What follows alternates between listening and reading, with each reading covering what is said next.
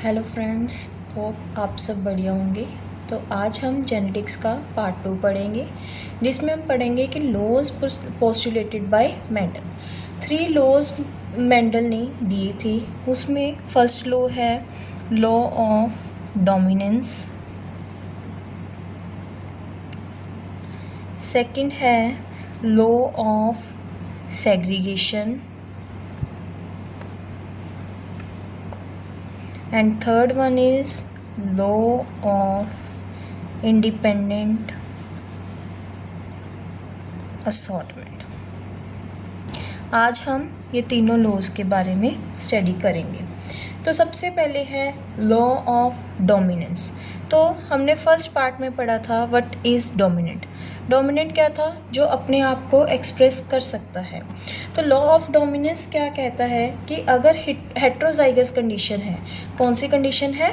Heterozygous. Heterozygous यानी कि दो डिफरेंट जीन्स प्रेजेंट हैं। सपोज ये दो जीन्स प्रेजेंट हैं, एक ये जीन है, एक ये जीन है, दो डिफरेंट जीन्स प्रेजेंट है। मतलब हेट्रोजाइगस कंडीशन में जो जीन अपने आप को क्या कर पा रहा है, एक्सप्रेस कर पा रहा है, उसे हम क्या बोलेंगे?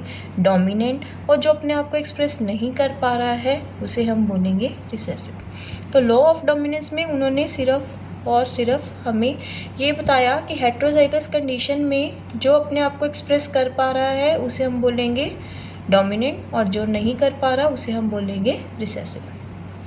हमारा सेकंड लॉ है लॉ ऑफ सेग्रीगेशन। क्या है? Law of segregation. सेग्रीगेशन यानी कि without blending. Law of segregation में उन्होंने क्या बताया कि अगर दो जीन्स हैं, सपोज ये और ये दो अलग अलग जीन्स हैं, दोनों, ये नहीं है कि जैसे capital T is for tall and small t is for dwarf. ये नहीं है कि टॉल और ड्वार्फ का जीन मिलके कुछ नया ही करेक्टर प्रोड्यूस करे, नो। तो लॉ ऑफ सेग्रीगेशन क्या कहता है कि जो जीन्स एक करेक्टर को क्या कर रहे हैं, कंट्रोल कर रहे हैं, वो अपने आप को क्या करेंगे, एक्सप्रेस करेंगे। ये नहीं है कि दोनों जीन्स अपने आप को मिलकर कुछ नया जीन बनाएंगे, नो। जैसे टॉल है तो टॉल ही बनेगा, ड्वार्फ है तो ड्वार्फ ही बनेगा। वो नहीं है कि ये डोमिनेंट है या रिसेसिव है, वो अलग कंडीशन है। तो जो इन्होंने लॉ ऑफ सेग्रीगेशन दिया था वो किस बेसिस पे इन्होंने क्या एक्सप्रेस किया था? मोनोहाइब्रिड क्रॉस की बेसिस पे। अब हम पढ़ेंगे व्हाट इज मोनोहाइब्रिड क्रॉस। अब है मोनोहाइब्रिड क्रॉस। मोनोहाइब्रिड क्रॉस क्या है? अब है मोनोहाइब्रिड क्रॉस। मोनो यानी कि वन, हाइब्रिड यानी कि करेक्टर। उन्होंने एक करेक्टर लेके क्या किया था? क्रॉस किया, और जो उन्होंने लॉ दिया था लॉ ऑफ सेग्रीगेशन उसको क्या किया? उन्होंने प्रूफ किया। तो अब हम पढ़ेंगे मोनोहाइब्रिड क्रॉस। इन्होंने मेंडल ने इसमें कौन सा करेक्टर लिया था? Toll and dwarf. जो हमारे डोमिनेंट करेक्टर होते हैं उसको हम कैपिटल से डिनोट करते हैं, और जो हमारे रिसेसिव होते हैं उन्हें हम स्मॉल से एक्सप्रेस करते हैं। अब ये क्या हो गया हमारा? फिनोटाइप, मतलब हमें बाहर से देखने में पता लग रहा है। और ये क्या हो गया हमारा? जीनोटाइप। अब इससे हम क्या करेंगे? पहले सेपरेट करेंगे।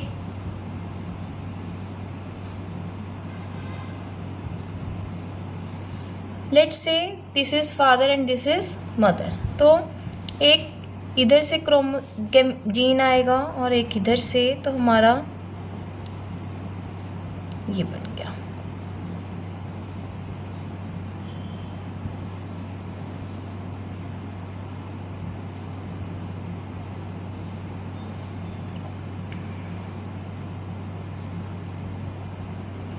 ये जो हमारी बनी है वो कौन सी जनरेशन है? ये है हमारी F1 जनरेशन।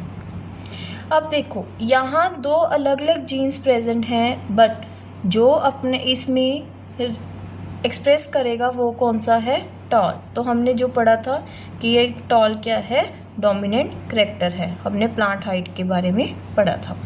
अब जो F1 जनरेशन है उससे हमारी क्या बनेगी, F2 जनरेशन बनेगी।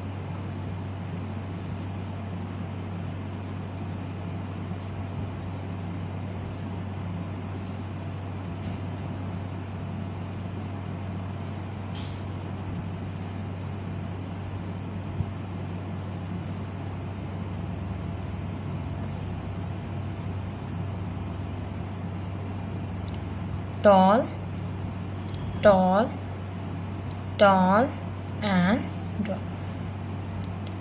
तो वहाँ पे आपसे क्वेश्चन पूछा जाएगा फिनोटाइपिक रेशियो।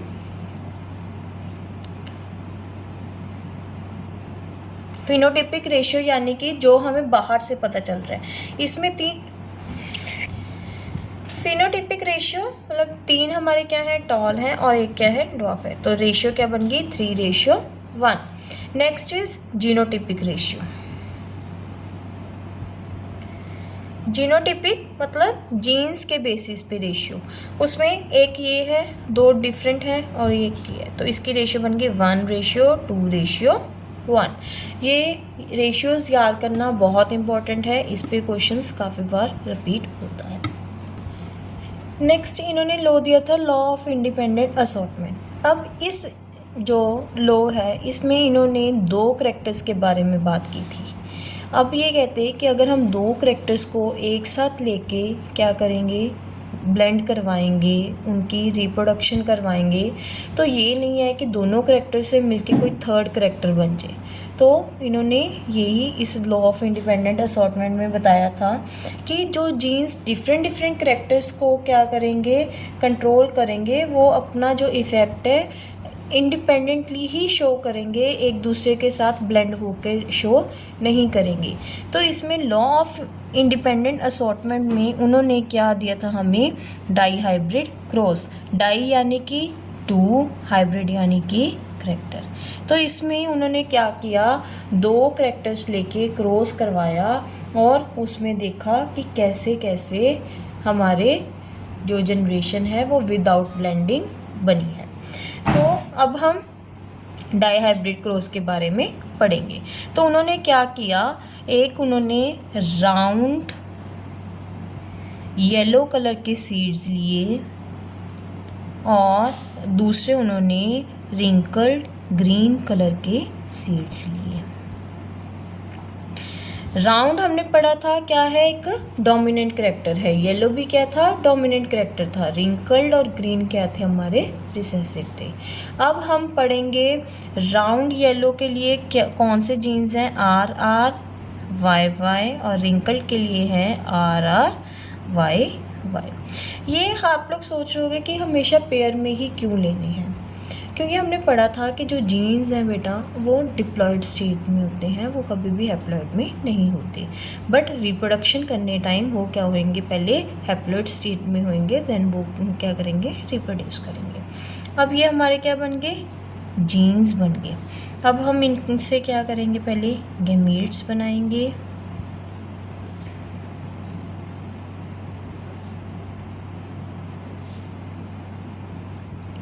गैमीट्स बना के अब हम इनकी क्या बनाएंगे, जनरेशन।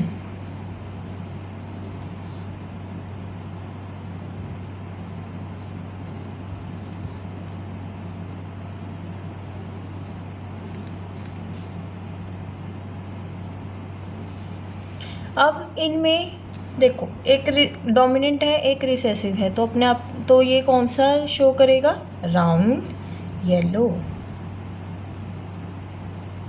ऐसे ही सारे क्या बन जाएंगे, राउंड येलो बन जाएंगे। ये हमारी कौन सी जनरेशन होगी, F1 जनरेशन। अब हम इससे क्या बनाएंगे, F2 जनरेशन। पहले RRYY है, इससे हम क्या बनाएंगे, गैमीट्स बनाएंगे। 2 टाइम्स कैपिटल R लिख लो, 2 टाइम्स स्मॉल r, एक बार capital Y, small y, capital Y and small. अब हम इसका क्या बनाएंगे, पुनेट स्क्वायर। सबसे पहले हमें पता होना चाहिए what is Punnett square. Punnett square basically एक सिंपल डायग्राम है जिसमें हम एक साइड फीमेल गैमेट रखते हैं और दूसरे साइड मेल गैमेट रखते हैं। उससे हम क्या करेंगे, उनको ब्लेंड करके हम देखेंगे कि हमारा क्या क्या नया जो कॉम्बिनेशन है बनेगा गैमेट्स का। तो ये है पुनेट स्क्वायर। अब हम इसमें फिल करेंगे जो हमने चारों अपने गैमेट्स बनाए थे।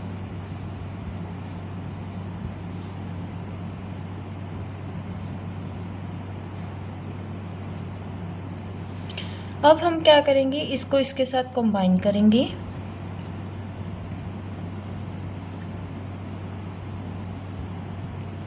इसको इसके साथ करेंगे, इसको इसके साथ,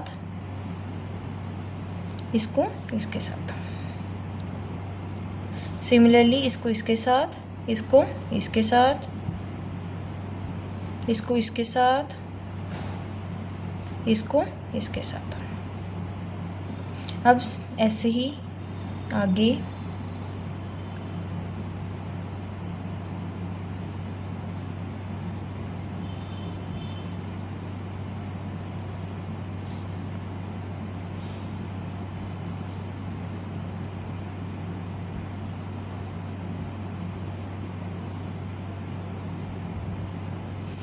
तो इस तरीके से ये पुनेट स्क्वायर क्या होता है, फिल होता है।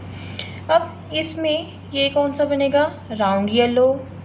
जो जहाँ जहाँ कैपिटल आर आ जाएगा वो क्या बन जाएगा, राउंड। जहाँ कैपिटल वाई आ जाएगा वो बन जाएगा येलो। जहाँ कैपिटल आर नहीं आ रहा है, सिर्फ स्मॉल आर आ रहा है, जैसे ये, वो बन जाएगा रिंकल्ड। अगर अकेले स्मॉल वाई आ रहे हैं तो वो बन जाएंगे ग्रीन। तो ये हमारा हो गया पुनेट स्क्वायर। तो इस पे क्वेश्चन क्या आएगा, फिनोटिपिक रेशियो। क्या आएगा, फिनोटिपिक रेशियो। वो क्या है, 9:3:3:1। इसको याद करने का तरीका क्या है, जो हमारा मोनोहाइब्रिड था उसमें क्या था, 3:1। इसको 3 से मल्टीप्लाई कर दो तो क्या बन जाएगी, 9:3 और 3:1 को ऐसा लिख दो। ये लर्न करने की एक ट्रिक है। इसके जो जीनोटिपिक रेशियो है उस पर आप ऐसे ही लिख के आओगे, वेरी कॉम्प्लेक्स। तो इसके साथ हमारे जो लॉज हैं वो कंप्लीट हो गए। अगर किसी को कोई डाउट हो तो आप मुझे कमेंट सेक्शन में बता सकते हैं। होप आप सबको जो लॉज हैं वो समझ आ गए। तो please like, subscribe and share my YouTube channel.